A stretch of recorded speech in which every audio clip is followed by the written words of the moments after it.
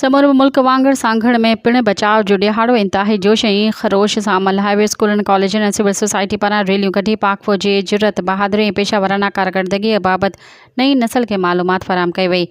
बचाव जे ॾिहाड़े जे मुख्य रैली ज़िले इंतिज़ामिया पारां म्यूनिसिपल कमेटी ऑफिस खां प्रेस क्लब चौक ताईं additional deputy commissioner Mohammad Saleem Jatoi ऐं असिस्टेंट कमिश्नर सांघड़ शफ़ीक अहमद आदिसर जी अॻवानी में निकिती, जंहिंमें सियासी, समाजी, सिविल सोसाइटी ऐं शागिर्दनि जी वॾे अंग शिरकत कई, जिन पाकिस्तान ज़िंदाबाद, पाक फ़ौज ज़िंदाबाद जे फलक शिकवाफ़ नारनि सां फ़िज़ा गूंजी वई। इन मौक़े ते एडिशनल कमिश्नर 1 मोहम्मद सलीम जतोई ख़िताब कंदे चयो त 6 सेप्टेम्बर 1965 यौम दिफ़ा ते पाकिस्तान फ़ौज पंहिंजी जुरत, बहादुरी ऐं पेशा वराना हिकमत अमली सां दुश्मन जा इरादा ख़ाक में मिलाए छॾिया। दुश्मन खे इबरतनाक शिकस्त ॾेई नौजवान शागिर्दनि खे उहा तारीख़ी क़ुर्बानी यादि रखणु घुरिजे, जंहिं पाक फ़ौज जे हज़ारे जवाननि पंहिंजा जान जा नज़राना पेश करे मुल्क जो दिफ़ा कयो। इहा सबबु आहे जो असां इन्हनि जी क़ुर्बानी जे करे आज़ाद ऐं ख़ुदि मुख़्तियार मुल्क जा वाली वारिस आहियूं।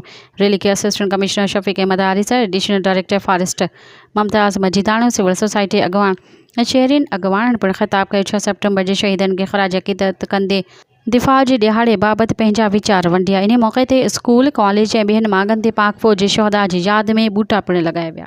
मज़ीद ख़बरनि ऐं तफ़सीलात लाइ विज़िट कयो असांजी वेबसाइट www.awamiNewsHD.com ऐं ॾिसंदा रहो अवामी न्यूज़ HD।